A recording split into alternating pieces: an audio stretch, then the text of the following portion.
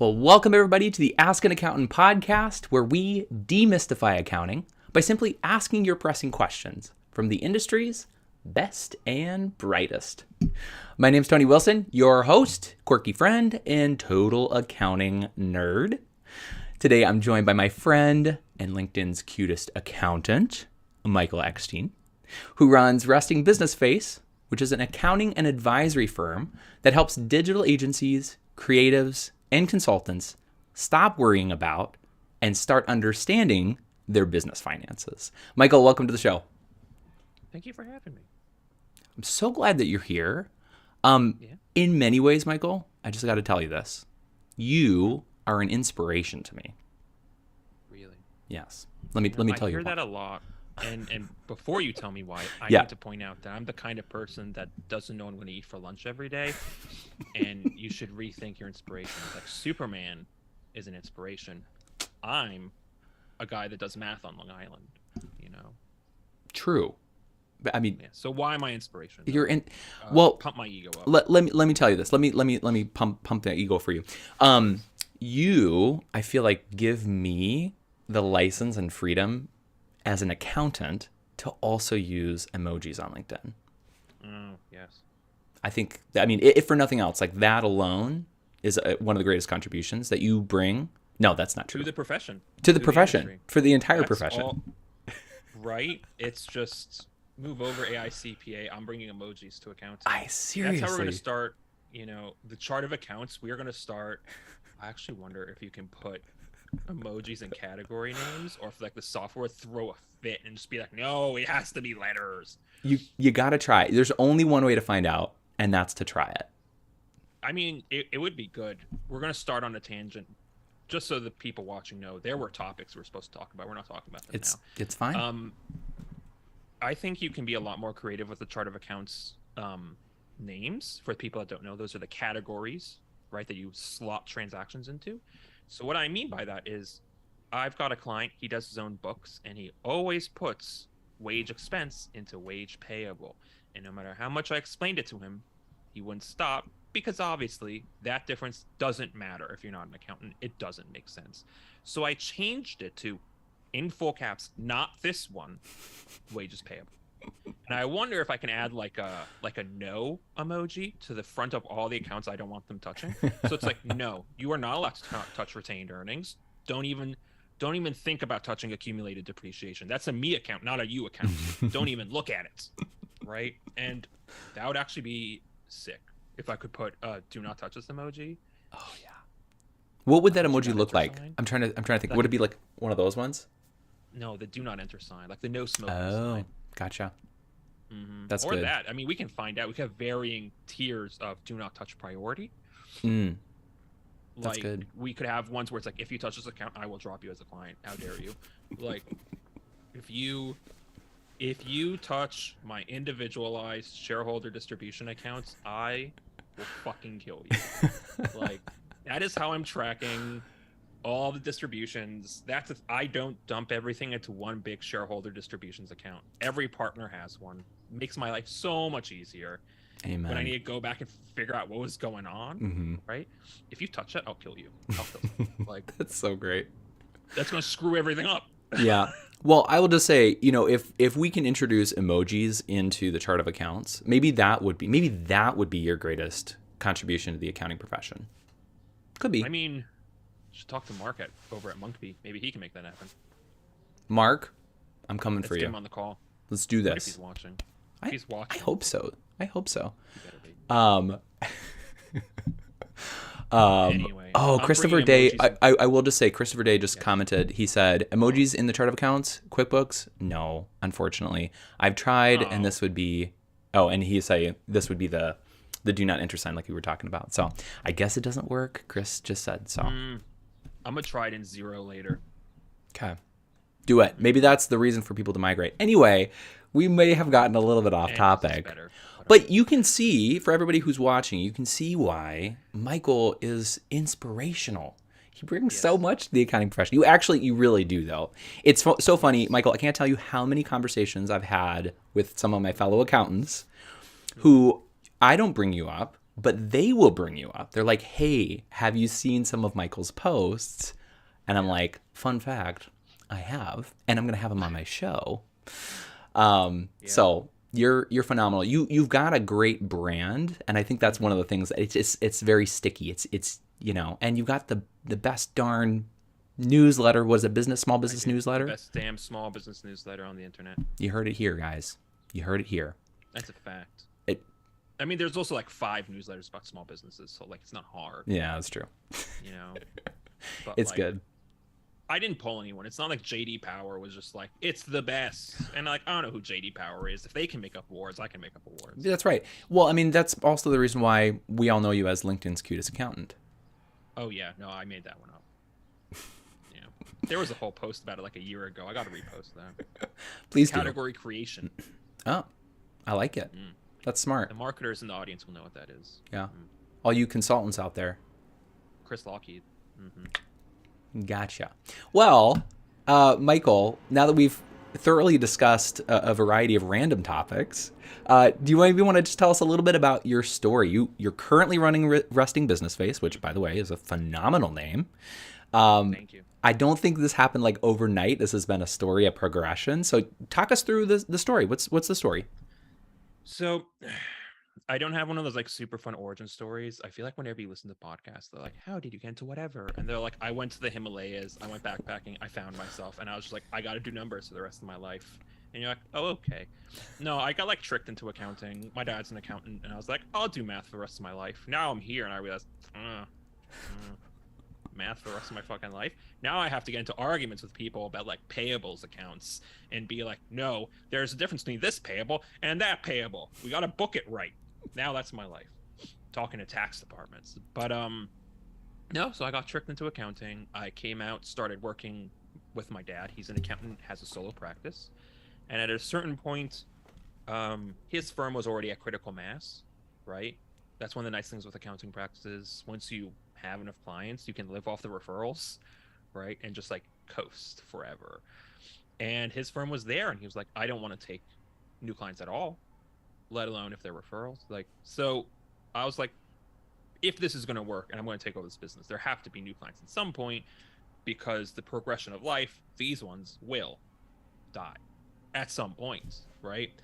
So that's how my original practice, X-Teen Tax Services, was created. And it was just like a slow progression, right? At first it was like a little bit of an experiment. Then it slowly became one of like the higher rated practices in my like immediate area. I think it's still the top rated practice in like my immediate area. Wow. Right. And the X-Teen Tax Services website is still up, still running, because it ranks well. And like I get a few $1,000s worth of leads off it every year. I'm like, I can't get rid of that. Wow. The math in me is like, the ROI is amazing. You know what I mean? Like, I pay like $30 a year for that website. So I keep it rolling. And at some point, I was listening to a podcast with another accountant on it, and he kind of made this point. I believe it was Greg Crabtree. And he made a point on it, and he said, if accountants are going to say that we provide value to our clients, then why is it that we lead with compliance services and fill in the cracks with consulting? Shouldn't it be the opposite way around? Shouldn't we lead with consulting services and fill in the cracks with compliance? And I was like, that's a very good point, you know? And the more I thought about it, the more I realized consulting is the part of accounting I enjoy. I enjoy kind of workshopping clients' issues and getting through it more than I enjoy preparing taxes. Plus, no one's really like super hyped when you give them the tax return. No one's like, hell yeah, I'm gonna put this on my wall. Like, they're just like, thank you. I should have had to pay you for this. The American tax system is screwed. I'm like, you know, fair, but like, call your congressional representative. I don't know. Like, that's true. That's very true. That's not a me problem. Right. So eventually, yeah, started writing the newsletter, started posting on LinkedIn, and now I'm an accounting mini-fluencer. I'm trying to be the accounting influencer that you wonder what they do. Wait a second. You just called that a mini-fluencer? Mini-fluencer. Yeah, I'm a mini-influencer. That's great. I like that. I think that's an accurate depiction, and it's like a perfectly good aspiration to have. I influence a small group of people. Yeah. I don't even really like use the influence. I don't like sell things to anyone. So Oh, I true. mean, slide in my DMs. I can be bought, but He's really tech good, by the company, way. right? There's only like 5 influencers to choose from. I'm like number 6. All right, work with me on this. This is your problem. That's right. That's right. Well, I will just say for everybody watching, Michael and I had like a prep session, and Yeah. like totally it was just we were just kind of going with the flow. And he pulls out his whiteboard. He's like, I love doing this. I love hopping on I calls. do love the whiteboard. He's like, I can't turn the consultant brain off in me. I just have to do can't it. live without the whiteboard. I don't know how I had client meetings before they were all virtual and on Zoom, because like once you start getting into more complex topics, the whiteboard I feel helps illustrate, helps keep my own thoughts straight. And while I think accountants can think through accounting issues, tax issues, mathematical issues, and keep it all in our head, your average business owner can't. And they need to see the fact pattern written out. And it also helps keep you on track with the same fact pattern, instead of doing that thing where you're like, this is the initial fact pattern, and then start skewing to help your example. No, I love the whiteboard. Ugh. It's so good. It's so good. Right. One of the reasons why you would work with a person like Michael. But anyway, that's beside the point. That's eventually going to be the point. But I've got a couple like specific questions based on your story. The on-topic questions. The on-topic questions, exactly. So coming back to your story, it sounds like it's not like you set out from college to be like, I know exactly what I'm going to do and what I'm going to be. It's just kind of like, it just kind of happened as you went. Yeah, and to be honest, I never really wanted to be an accounting influencer. Still, like to this day, I say it because I think it's hilarious. I don't say it because I truly think I'm a thought leader in the space. I just think it rubs a handful of accountants the wrong way, and like that's all I need, right? Stir the pot, right? I love it. I think that's a little bit of what I do, right? The whole reason I started posting on LinkedIn was realistically just to get more clients, to get more people reading the newsletter. It's not to be accounting famous, although I think that'd be hilarious. So that's the goal now. How funny would that be? I'm for that. It'd be hilarious. I think so too. Oh. That's so good. That is so good. So Michael, I think one other question, and I'm gonna get to Chris's question. He just posted it, but one other question that I have is, I noticed 2 letters behind your name. Do you mind telling us what is that? Yeah, I have a fake accounting certification, not the real one everyone cares for.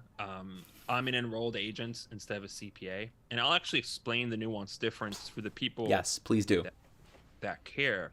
So the nuanced difference is that CPA is certified public accountant, and it's technically a state-by-state certification, but most states do kind of recognize the other states, and like you do some minor jumping through hoops and they'll recognize it in their state. So it's not like a CPA in New York can't help you wherever you're at, right? But the CPA exam is just different from the EA exam. The CPA exam is the 4 accounting sections, which I do not remember what they are. They're like auditing, regulations, business environment, and general accounting. Yeah, FAR is what they call it. Okay. Yep. So got it. That's what it is. So it's just a general accounting certification, and when you are a licensed CPA, you are allowed to what's called represent before the IRS, which means not actually preparing tax returns. You don't actually need a license to prepare tax returns. Anyone can do them. It's true. Right? Representing before the IRS means defending you in audits. It means that if, God forbid, Tony got audited, he could sign power of attorney over to me, and I could call on his behalf and discuss things. Right? And the second thing is the ability to sign on assured financial statements. That's either audits, reviews, compilations, right? So that's what a CPA is. And those are the 2 like specific things a CPA can do that like a normal math person can't do, right? Well, I never took a financial auditing class in college, right? And that is one of the required classes to sit for the CPA. I've got a ton of accounting credits. My accounting like major, I had like a 3.9 GPA in it. So like I can do accounting. I mean, I still check my debits and credits before I do a weird journal entry. You know what I mean? Where it's like, I could book depreciation right now, but I had a friend and he's like, I'm doing an intercompany transfer. I was like, I'm gonna have to look at my debits and credits cheat sheet to remember exactly which ones we're supposed to be doing. Right. Yeah. So I never sat for financial auditing. I can't actually take the exam. Then after college, I took the EA exam, which is 3 tests on tax, and that also gives me the right to represent before the IRS, which was handy. It's handy, still Mm-hmm. handy.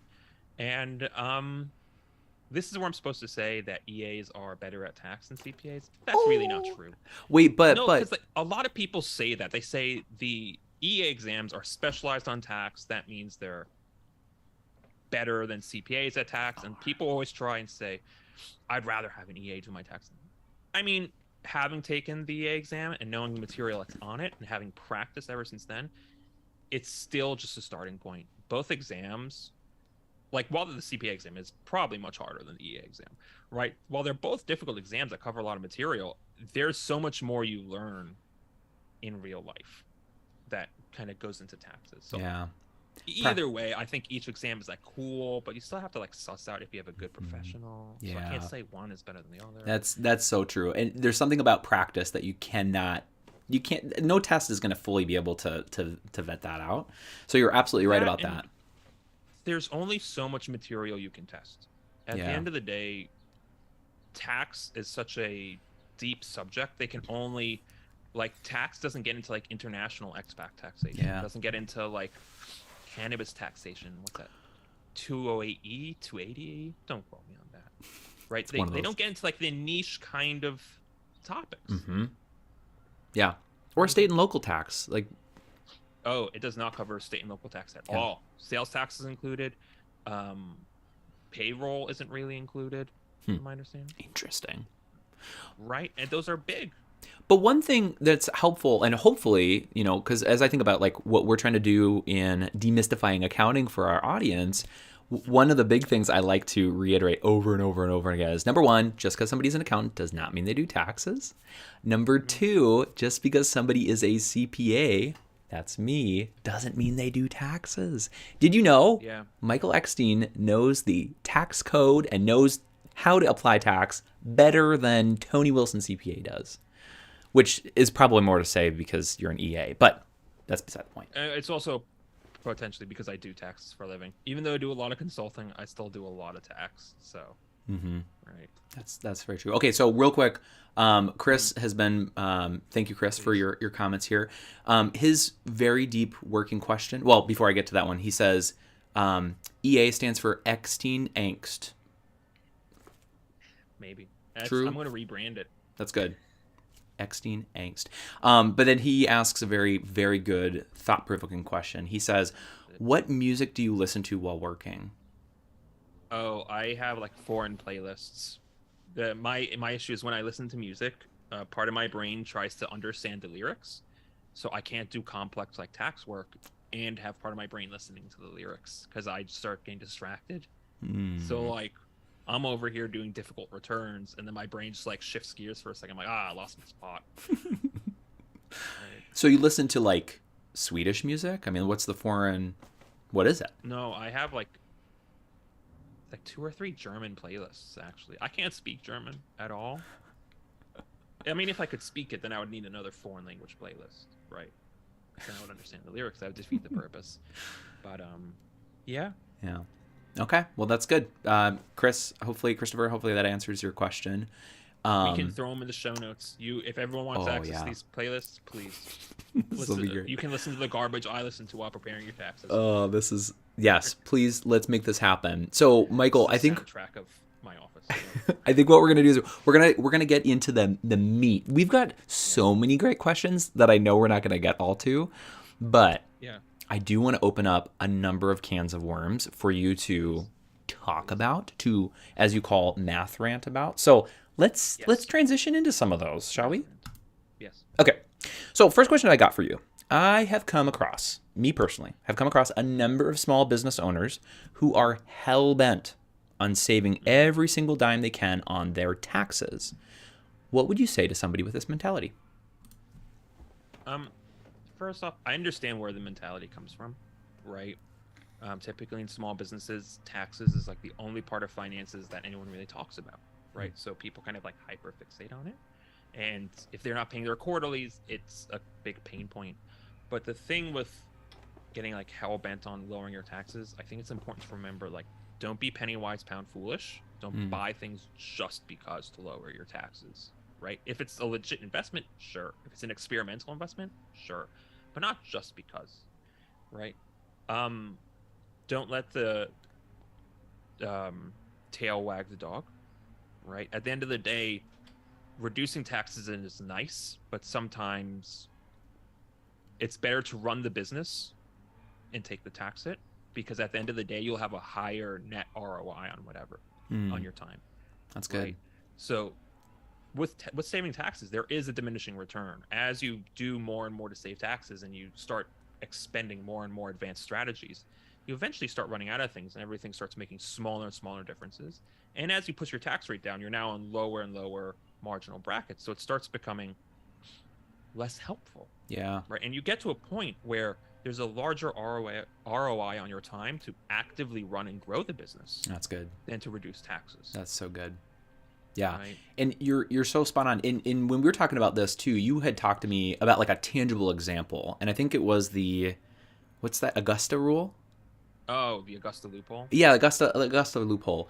Do you want to maybe talk a little bit about Augusta Loophole as it relates to this question about All right. time and whatever? First off, I have an entire ranty post written up about how much I just fucking hate these like sexy tax loopholes that are mentioned on like every podcast. And the problem is like if you're a business owner and you go on Google how to save taxes, you find all these blogs. First, you find the blogs that are you should be an S corp that casually leave out all the things that are wrong with S corps. They're not the perfect solution to everything.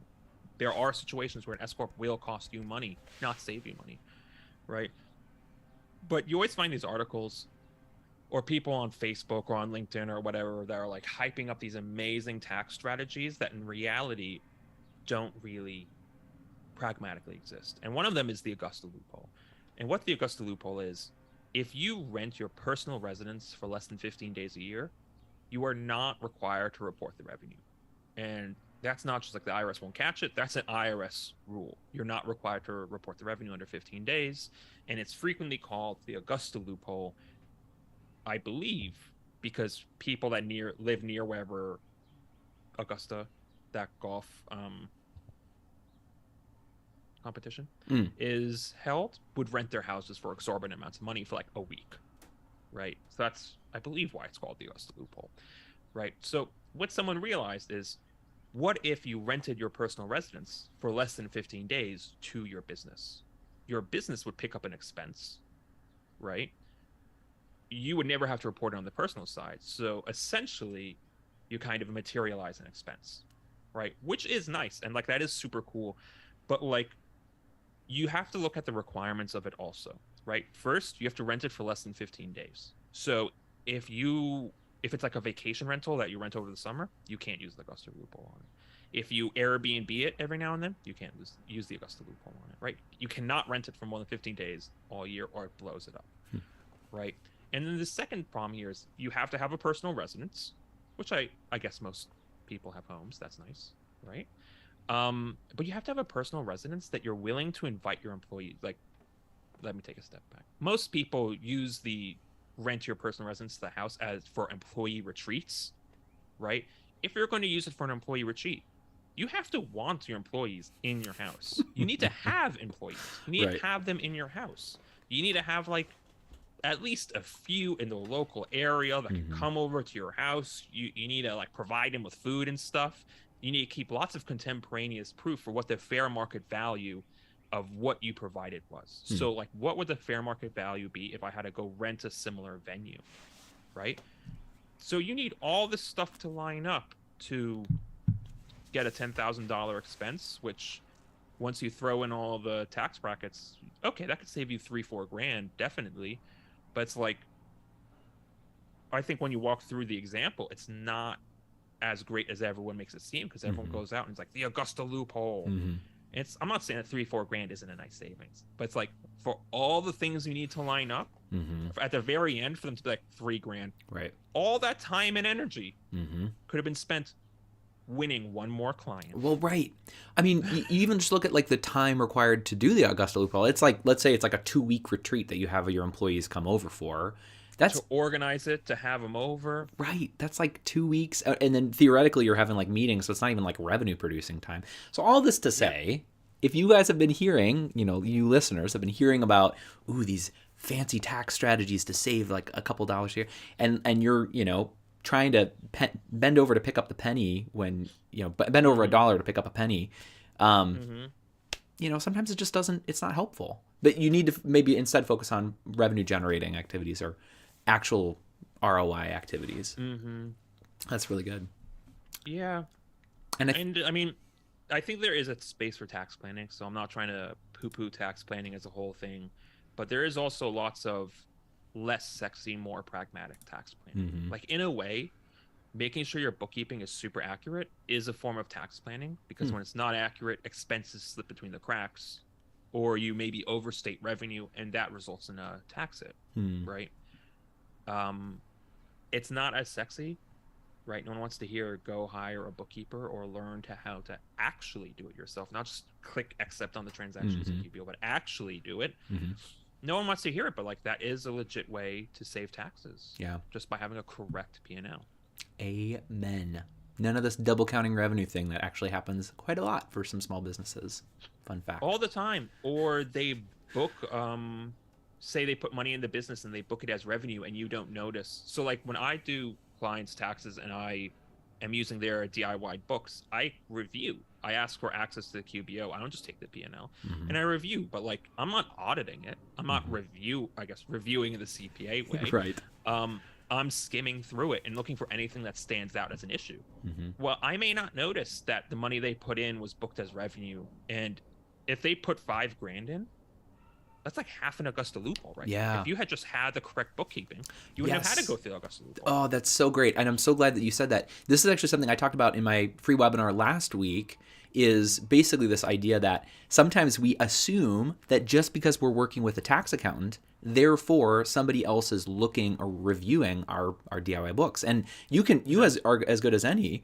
When you are writing up your contract, you probably specifically state in there, I'm not reviewing this for accuracy. Like, your professional duty as an EA or, tax preparer or whatever, your professional duty is only to prepare the tax return. Right. And my engagement letter has that line where it says, I do not audit, review for accuracy, or yes, I cannot be relied on to find fraud. Bingo.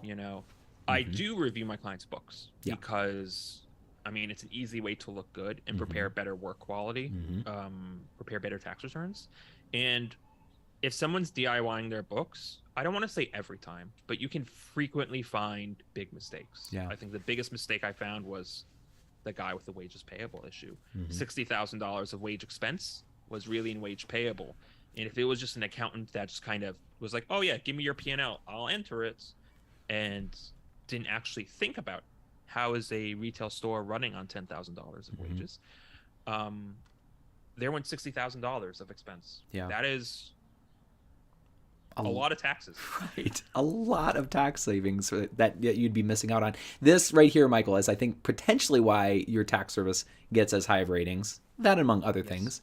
Because that's not common. Like, that's not every tax preparer. I know. It's weird that it isn't. I know. It's weird how many, I guess, mistakes. And I'm not to say that I'm super duper perfect. I'm sure things have slipped through with me, but like, how many major errors I've found on other tax returns, like other accounts tax returns. I'm like, how the hell did this get through review? This is very incorrect, right? Yeah, it's nuts. And you peel back the layer, and all I have to say for all you small business owners out there who are listening into this, you'd be surprised at how much goes to the IRS without a true deep dive understanding of whether or not these finances are actually accurate. And sometimes a true knowledge of tax. I think tax is one of those areas where until you're well educated in it, you don't realize how much is hiding in the shadows. Right. And like, now I feel like I'm at a point where I'm like, you know what? I get the feeling there's something here that like, I'm not going to be able to handle. Let me tell them to go somewhere else. And like, I do refer out if they're in niche tax scenarios. Like, I don't do day traders. If you're a true IRS day trader, I don't do it. If you have foreign income, I don't do it, because these are like deep areas of tax. That's smart. You got to niche down. You got to niche down, depending on how you pronounce that. And niche down and avoid niches you don't have experience in, right? There are some niches in tax that are deeply complicated, and also in accounting too, in normal accounting. So like, I am not a cost accounting kind of accountant. Don't ask me to track your inventory for you. You know, I hate it, but I think like you mentioned Zane, he loves it. Yeah, that's right. You should go listen to that episode if you haven't already. It's fascinating. We spoke a while back. He's like, I personally enjoy cost accounting. I'm like, perfect, right? So Because that's what you got to do for his niche's wineries. That's for right. everyone that doesn't know, cost accounting is a very big deal there, and that's part of why I specialize in marketing agencies, because there's much less cost accounting. Yeah, almost none. Almost none. That's good. That's huge. That's huge. So that was part of the consideration. Yeah, well, and I think it was definitely a good move. So, Michael, I'm just going to do a quick time check. Believe it or not, we're actually already at the half of the hour. Do you want to take 15 extra minutes and let's just like go through another question or two? Let's just go. I don't have anything after this. You know what? We've got 4 concurrent viewers right now. So we want to keep these people engaged with some good hashtag math rants. Live for the podcast. Yeah. There are 400 people watching live. 400. People listen to the podcast won't know. They won't have it. Hey, you know what? I'm just thrilled that all 4 of you are out there right now. This is great.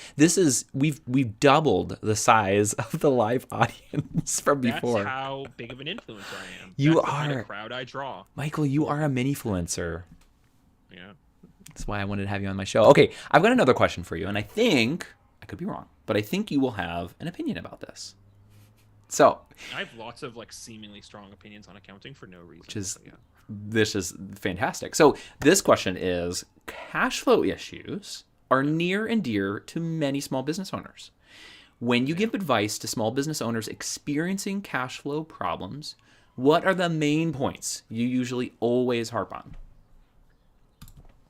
I think cash flow as a whole is like fundamentally misunderstood, even by accountants, just the way we talk about it.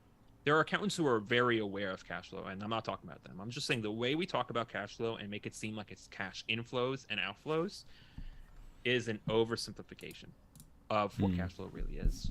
And we kind of make cash flow seem like something that happens to us, and we always talk about the same kind of things like, oh, give them a cash discount so they pay the invoice faster. Oh, delay your expenses to fix your cash. That does not really work in real small business life.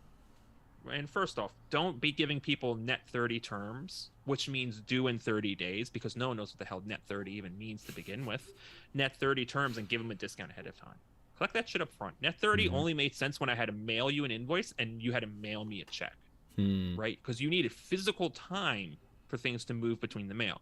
You need a physical week for my invoice to arrive and a physical week for your check to arrive, be cashed, and for the money to move into my bank account, right? If anything, we should be at net 14 nowadays, net 15, right? No more net 30. It's bullshit. But anyway, speaking of cash, it's 2 main things, right? One, cash flow is much more human than we give it credit for, right?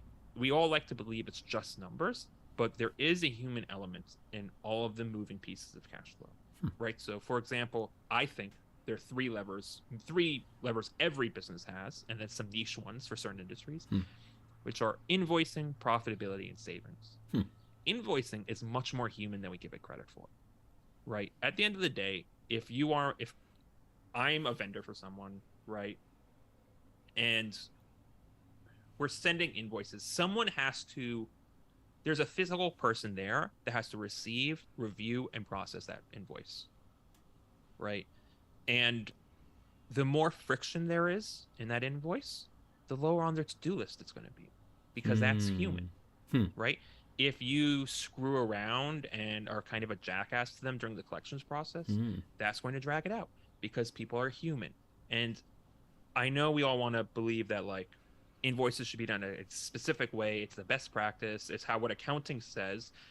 But more realistically, if you want your invoices to be paid fast, you either collect up front, you direct debit, or you really learn the human on the other side. Right? And there have been lots of cash flow problems I've had with clients where it was a human on the other side issue. It was a human issue. It was a reporting issue. It wasn't really a cash flow issue. So like, for example, and this is one of my issues with reports in general, financial reports, right? We rely too much on reports and don't think about what they're saying. This client came to me. They were a marketing agency, and they said, we have a cash flow problem. Our accounts receivable aging report, which for everyone that doesn't know, shows how long invoices have been outstanding, whether it's 0 to 30 days, 30 to 60, 60 plus, whatever the specifics of your AR aging report are. They said, we have a huge percentage of our invoices are late. I was like, all right, let's kind of take a look. They were sending invoices to enterprise companies that were marked due as received. And I was just like, and the enterprise companies' accounts payable process cannot turn around a payment that fast. And they didn't have enough invoice data to really drill into the AR report. But I was like, I'm curious to see how many late invoices fall in the 0 to 7 day window and are late because you didn't give the human element on the other side enough time to process it. Interesting. Right. And I think that's one of the things that gets lost in accounting. We kind of forget that this academic, big pedigree accounting exists in large businesses because they have systems in place. They have best practices in place. They have tons of cash and all these resources. And small businesses, we don't have that. Right? And you can see that a lot in cash flow. Right? Should you be paid instantly? Sure. But that's not how humans work, There's time. If you send an invoice due as received and the dude who approves invoices is out sick, that's late because it's going to get approved tomorrow, right? So, I don't really remember what the original question was. Something about cash flow. It We're is. just gonna keep going. But I think the interesting thing though is like, yeah. So the original question was, companies experiencing, small businesses experiencing cash flow issues. What is like the very first thing that you will usually go to? And it sounds like your natural gravitational pull is towards invoicing, and then as you kind of dive into it, I loved how you framed it, where it's like, we have a human element to this invoicing. It's not just like you're sending, you're just sending off an email or whatever to like some, robot. There's a human on the other end of it, and someone has to review it and approve a payment. Right. So knowing that there is such a human element to it, I think you can take a slightly different approach and make sure that you're getting paid on time, And the reason I guess I gravitate towards invoicing with cash flow issues is there's a lot of quick wins you can have in invoicing. You can shift towards collecting money up front, and like that's a quick win. You can shift to actually sending invoices on time and having follow-up scheduled. All off-the-shelf accounting software now includes basic invoice follow-up. Right? It's not like 20 years ago. You can go into the settings and set up a reminder. I don't mean like a follow-up like to harass them to pay you. I mean like knowing there's a human element, you're sending it into, if it's a small business, the owner is approving payments and the owner is busy. They may have forgotten. Yeah. Because paying invoices is not a priority. No matter how much we want to believe it is, it isn't. They may have forgotten. They just need a reminder. Hey, by the way, this invoice is due soon. Thanks so much. Right? Set up that thing. And there's a lot of those quick wins in invoicing. Whereas with profitability, you can cut expenses and there's some wins there. You can review project profitability, but it involves much more movement. Like if you want to raise prices, right, that in the service environment, it's not a snap your fingers thing like it would be in retail. In retail, I just raise my prices. In services, you have to interface and re-engage with the clients. And like building savings, like that could take months. It's an important part of cash flow, but it could take months. So like the quick wins are in invoicing. Yeah, that is so good. I think if I remember correctly, this is something you may have even posted about, but just even the simple act in invoicing of not letting, like if you've said you pay in 30 days, not letting them paying on 35 days or 40 days or 45 days start to become the norm and go unaddressed. Because if you don't speak to those, over like paying beyond those due dates, you're essentially saying, I'm fine with that. Yep. I'm not sure if I said that first off. Oh, maybe I was reading somebody else, but it may have. But I do agree with it that you can't let it go unaddressed, and that it doesn't have to be something very confrontational where it's like, you must pay on time. It can be a little bit more honest and just be like, listen, we are a boutique marketing agency with 10, 15 employees or whatever. And the vast majority of businesses are 10, 15 or lower employees, right? And say, we're a boutique firm and cash flow really matters to us. And we need these invoices paid on time because then we can't make our payroll. So either, we'll let this invoice slide. We're not going to charge late fees or interest or anything silly, but please pay on time next time, or we're going to have to renegotiate the payment terms and move towards paying up front or direct debiting because we can't be a banker.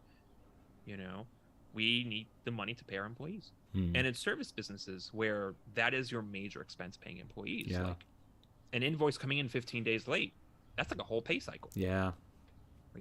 That's true. So yeah, that's good. So you heard it here. Quick wins, invoicing when it comes to your cash flow issues. So keep a mind of that. What if I ask you one more question, then we move to words of wisdom? How does that sound? Please. Okay. So Michael, this is kind of a fun backstory. This right here, this story right here is actually what endeared me, Michael, to you. So that's where we initially connected. But you made a post a while back, and that made some serious waves in the accounting community. Oh yeah. It was people were like tearing each other apart. I mean, it was one side or the other side. But yeah, it was controversial. Ultimately, yes, like I said, it endeared me to you. Even though I disagree with you, I think it was great that you posted this. You were talking crap about balance sheets, and ultimately, but ultimately, you're talking about like how traditional financial reports are not meeting the needs of small business owners. So, do you mind, for our audience here, maybe expanding a little bit on this topic? Yes. So, first off, yes, traditional financial reports don't meet the needs, right? Even a profit and loss, by definition, doesn't include some of the largest expenses or colloquial cash outflows a business would have. So owner's draws won't show up on a P&L. It's a huge outflow, right? Or the statement of cash flows. That is a garbage report for a small business because all of your cash flows is going to be like operational. And then you're like, ooh, $10 in investment, right? Right. And that's going to be the entire statement of cash flows. Yeah. Right. Now, the thing with balance sheets, I think balance sheets are overrated in small businesses. And I'm going to say under $5 million gross revenue, which a lot of people want to say isn't a small business. But it comes down to a few things, right? One, small business balance sheets are not like big business balance sheets with disclosures and footnotes and lots of information in them, right? They're much simpler. There's much fewer balance sheet transactions, unless you want to get really nuanced and say, every P&L transaction technically runs through retained earnings somehow, blah, blah, blah. There's fewer balance sheet transactions. I'm not getting into that nuance, right? But the bigger problem is that for businesses under $5 million, they probably do not have a legit financial system in place, legit financial best practices. They're not at a point, or they're just at the point where they're hiring a controller, right? They probably do not have a bookkeeper. They may be outsourcing it, but they don't have someone in-house. And I think for balance sheets and all those assets, liabilities, and equities, you really need an accountant because they are somewhat complicated accounts. And I think once you start looking at balance sheets and you actually go line by line and look at every line, if someone does not have a legit finance team, there are going to be mistakes. Oh yeah. Right? So if we look at accounts receivable, if they're doing their invoicing in another software other than the accounting software and it's not integrated, there will be mistakes in AR, right? Depreciation, I mean, maybe some accountants booking it once a month, but realistically it's like once a year, right? Inventory, unless you have like a really sophisticated system that's integrated, is wrong.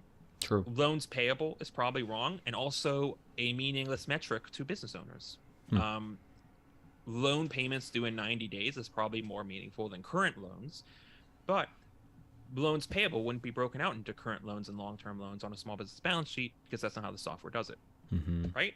Which is one of the differences between, if someone's watching this and isn't an accountant, they have no idea what what are you saying? I'm like, But like, I'm understanding everything you're saying. I will say the caveat there, I will say, is for small businesses, they won't be broken out. yes, For large businesses, they will be. But they're that's beside the supposed to. point. Right. Large business is supposed to. That's how a legit balance sheet's supposed to That's be right. done. You're supposed to have current loans payable and long-term loans payable. Right. And that makes that number more meaningful. Mm-hmm. But like, if it's not broken out, loans payable by itself is not particularly meaningful, right? And not only that, I think payments due in 90 days is still more meaningful than current loans payable, right? But when you kind of go through all these kind of lines, like wages payable will never be correct, or it will be out of date by a full pay cycle by the time you look at it, because it takes time to close and sit and review it, right?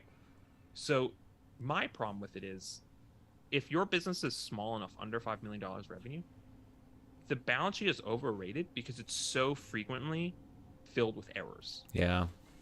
You know, and accountants don't like hearing that because it goes against what the academic accounting kind of big pedigree says, because they say, you know, things like working capital ratio, acid test, you know, these things. But another thing with all those kind of ratios, they assume financial best practices are in place, right? If you're not collecting AR in a financial best practices way, those ratios mean something different, right? And yeah, I just think they're overrated. I don't think we should get rid of them. Oh, okay. I don't think we should get rid of them. That's good. Well, some people thought I wanted to get rid of them. Right, right. Well, I that's just said overrated. That's why, if you, I don't know, you probably don't remember this, but the comment that I left is, I'm like, I really hope people read the comment section down below, because I think people better understand what you meant by that. But the way that I like to talk about balance sheet, though, is I'm like, I think to some extent I agree in that I don't think a small business owner is going to look at the balance sheet and derive a ton of meaningful insights. They're going to look at their P&L and they're going to feel that. What a balance sheet is really, really important for is I can't rely on a P&L unless I feel really comfortable that my balance sheet is good. So it's kind of goes with the territory. We're accountants, and you took an auditing class at some point. I know. And auditing is big on making sure the balance sheet is correct, right? And I do agree, like, if there are problems on the balance sheet, there's probably problems elsewhere. Yeah. And when I do my clients' returns, and if they require a balance sheet for their tax return, a lot of the time, frankly, I'm preparing them from scratch from source docs, right? Because I don't trust the balance sheets. And the thing is, like, I think they're overrated because they cannot be trusted. And if you can't trust it, what am I going to do with it? Yeah. You know? And like, there were some people like you and I think Kathy, who's a CFO, who had like legit arguments for the balance sheet. And then there was like other people who like proved my points that balance sheets are overrated. And one guy was just like, well, what will we give banks? And I was like, reporting for banks does not make it meaningful, right? That's not how meaningful works. Good point. It walks right into, or someone else was like, I use the balance sheet to explain why their profit is so high on the tax return. I was like, also does not make it meaningful. Being a supporting schedule does not make something meaningful. If it cannot stand on its own as a legit report, it's not meaningful, right? If I have to use the balance sheet as a supporting schedule of the profit and loss, it is lower, right? It is overrated. And I still stand by that in small businesses, but that's what I was saying a little bit earlier, that small business accounting has a data problem, right? Very true. And a lot of small business accounting issues come back to a data problem. Yeah. Right. That is so good and so true. Michael, this has been so much fun. I knew we were going to have more than enough stuff to talk about. Fun fact for everybody listening. Yeah. We had 6 questions prepared. We got through 3 of them. Did we? So we did get through 3. We only got through 3 because we had so many great things to talk about. So I think what this means, I could be wrong, but I think what this means is you just have to come back on the show and we'll take care of the other 3 questions. Sure. We'll do like a part 2 episode, if we will. Yeah. Something like that. That seems to be the norm when I go on podcasts now. That's just like, this is going to be 2. I'm going to go off on a tangent. Yeah. I'm going to talk about why balance sheets are bad. And then we're just going to have a part 2. Also, accountants, send your hate mail to me. Yes. You can. I don't give a shit. Some people are very upset. Very upset. I mean, send it. Michael, I am still a little bit upset, but that's beside the point. It's fine. It's okay. It's totally okay. That doesn't change my thoughts. Oh my goodness. Okay, well, Michael, I want to give you an opportunity. So hopefully, I think with all 4 concurrent viewers that we have on here, maybe one of them, or maybe all of them, you don't know, is a marketing agency owner. Maybe they're a consultant. They might be. So what I want to do is I want to give you a platform to now give some words of wisdom to those running marketing agencies as they're looking to grow their practice. What words of wisdom would you give to them? Okay, hire me would be a really good one. But realistically, you have to actively work on your cash flow if you want it to be good. Right? That doesn't mean that it's going to always be this kind of Sisyphean pushing the boulder up the cliff, but you got to give a shit. Like when you kind of send invoices sporadically and you're like, oh crap, I forgot to follow up. That's why your cash flow is bad. And cash flow forecasting isn't going to help you because you can't forecast without best practices first, right? So you have to care. You have to care about your invoices, your profitability, the way you draw money out of the business, savings, all of that. And then the last one is don't commit tax fraud. Right? That's bad. And then if you do commit tax fraud, what's going to happen is you'll probably get caught and then you'll pay someone like me a lot more money to fix it. So, I mean, that's sound advice. And those are phenomenal words of wisdom. Yes, thank you. That's good. That's good. Michael, invariably somebody is going to have watched this and they're going to be like, oh, yes, I need to reach out to this guy. How can people find you? Where do they go to connect with you? So if you want to hear all my rantings and my spicier thoughts on accounting and small business, you can find me on LinkedIn, Michael Eckstein. If you Google LinkedIn's cutest accountant, I believe my profile still comes up. Gosh, that's so great. Right. That's something for people to be jealous of. And if you want to read my longer form, smarter thoughts, go to restingbusinessface.com, subscribe to the newsletter. I typically talk about cash flow, so invoices, profit, some accounting stuff, strategy every now and then. Longer form. I like to think it doesn't suck, but let all the reviews on the front page tell you. Right? It is really good. I've been subscribed now, I think, for a couple weeks. A few weeks. And I love it. I'm learning things. Right. I have a lot to learn. That's where I do all my actual accounting thinking. It's smart.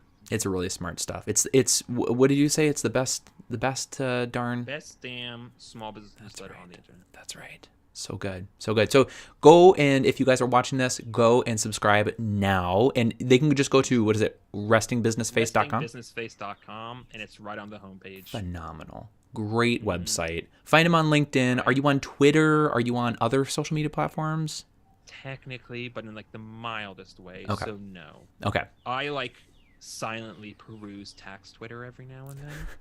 That's okay. Every accountant's vice. There's 3 for the non-accountants. There's 3 accounting communities where all they do is talk shit all day.